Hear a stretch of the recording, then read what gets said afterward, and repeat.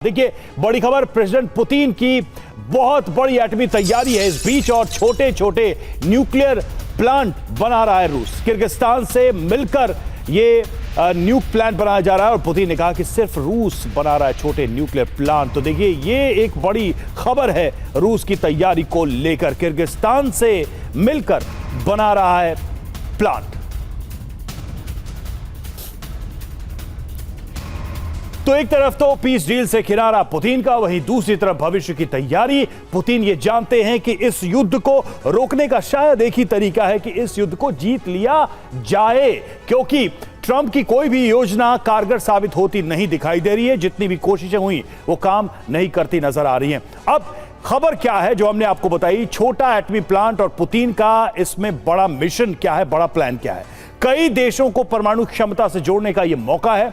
तेजी से तैनाती और तेजी से परमाणु शक्ति का विस्तार योजना का हिस्सा नजर आ रहा है। नए देशों तक रूस की परमाणु उपस्थिति बढ़ेगी, नए देशों के साथ सहयोग और परमाणु प्रभाव बढ़ेगा। तो एक तरीके से आप देखिए कि जो न्यूक्लियर एनर्जी और न्यूक्लियर पावर है उसको रूस अब पूरी दुनिया में एक अलग अप्रोच के साथ बढ़ाता दिखाई दे रहा। कोहली सर, कितनी चिंता की बात है। युद्ध तो अपनी जगह ठीक है, लेकिन युद्ध की तैयारी के साथ साथ ये नाभिकीय विस्तार जो है, ये न्यूक्लियर प्रोलिफरेशन जो है, ये कितनी चिंता की बात है। देखिए, न्यूक्लियर प्रोलिफरेशन कोई नया नहीं हो रहा है। अभी भी पूरी दुनिया में सबसे ज़्यादा न्यूक्लियर वेपन्स रशिया के पास में है, तकरीबन 6000, 5800 और समथिंग। अमेरिका के पास भी उससे कम है। नए देशों के साथ अगर पैक्ट हो रहा है, उसका डायरेक्ट रिलेशन हम इसके साथ ना लें। देखिए, जबकि पुतिन का जो आप कह रहे हैं कि उसने मना कर दिया है, ये उसका एक नेगोशिएट करने का तरीका है। अपनी टर्म्स पर पुतिन ने 4 साल इन्वेस्ट किए हैं इसके अंदर, उनकी सेना का नुकसान हुआ है, पैसे का नुकसान हुआ है, तो वो उसको इतनी जल्दी जाने नहीं देगा। जो शुरू का 28 पॉइंट प्रोग्राम आया था उसमें ये नहीं था। उसके बाद में जो मॉडिफाई करके जो प्लान आया है, जो विटकॉफ ने जाकर के उनको दिया है, जिसकी डिटेल्स अभी पूरी मीडिया में नहीं आई हैं, उसमें ये कह रहे हैं कि उसको कुछ एरिया उनको देना पड़ेगा। वो देने वाला नहीं है एरिया, और ये अमेरिका को भी मालूम है और यूरोप को भी मालूम है कि वो एरिया वो खाली नहीं करेगा।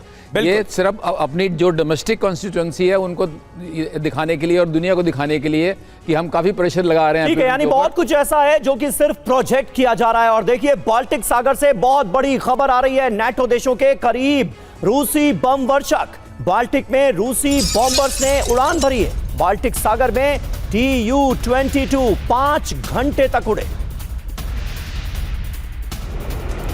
तो नाटो देशों के करीब कैसे रूसी बम वर्षक पहुंच गए हैं, ये आप जरा देखिए। बाल्टिक सागर के ऊपर के आसमान में जबरदस्त हलचल नजर आई। Tu-22 यहां 5 घंटे तक उड़ान भरते दिखे।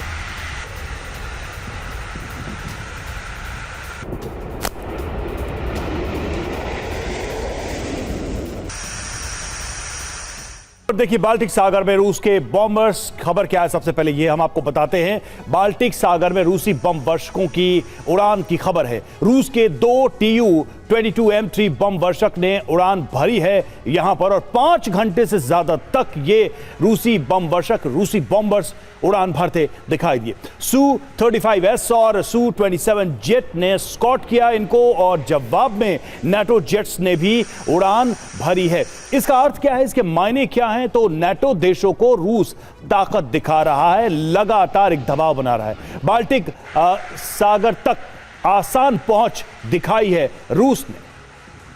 जी हां, और बड़ी बात यह है कि इस शक्ति प्रदर्शन में जो तस्वीरें सामने आई हैं वो नाटो देशों को खौफ से भर देने के लिए काफी हैं।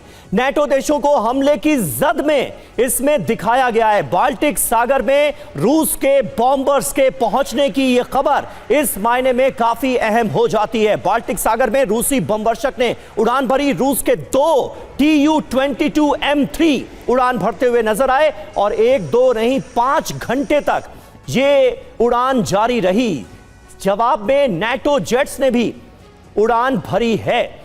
बाल्टिक सागर में रूस के बॉम्बर्स की मौजूदगी, और जिस तरह से महेश सचदेव सर रूस ये ताकत दिखाता हुआ नजर आ रहा है, शक्ति प्रदर्शन करता हुआ नजर आ रहा है, इसके मायने क्या हैं। और खास करके ये जो पूरा बाल्टिक रीजन है, यहां पर किस तरह का खतरा पैदा हो रहा है ऐसे वक्त में, जब हम लगातार सुन रहे हैं कि भाई नाटो देश बड़े खौफ में है, खौफजदा हैं कि रूस कभी भी हमला कर सकता है, इसलिए खुद को तैयार करते हुए वो भी नजर आते हैं।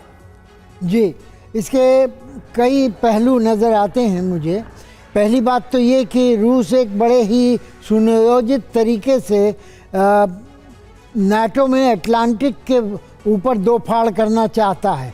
अमेरिका को एक तरफ रखे हुए है, जिसके विटकॉफ की लीकेज से ये पता लगता है कि अमेरिका रूस को पट्टी पढ़ा रहा था कि कैसे ट्रंप साहब को मनाया जाए। दूसरी ओर यूरोप के साथ वो एक दूसरा ही पहलू, आक्रामक पहलू दिखाना चाहता है।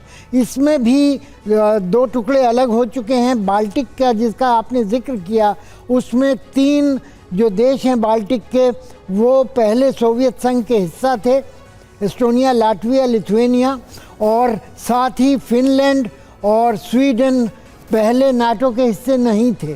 तो इन सब जगह पर रूस को एक सुनियोजित तरीके से प्रेशर पॉइंट बनाने हैं, ताकि इनमें जो रूसी बहुल के लोग हैं 3 बाल्टिक देशों में और फिनलैंड और स्वीडन में, जहाँ की लिबरल लोग भी हैं जो कि नाटो की व्यवस्था के विरुद्ध हैं, उनको एक तरह से इस बात के लिए तैयार किया जाए कि रूस के साथ युद्ध से कोई फ़ायदा ना होगा।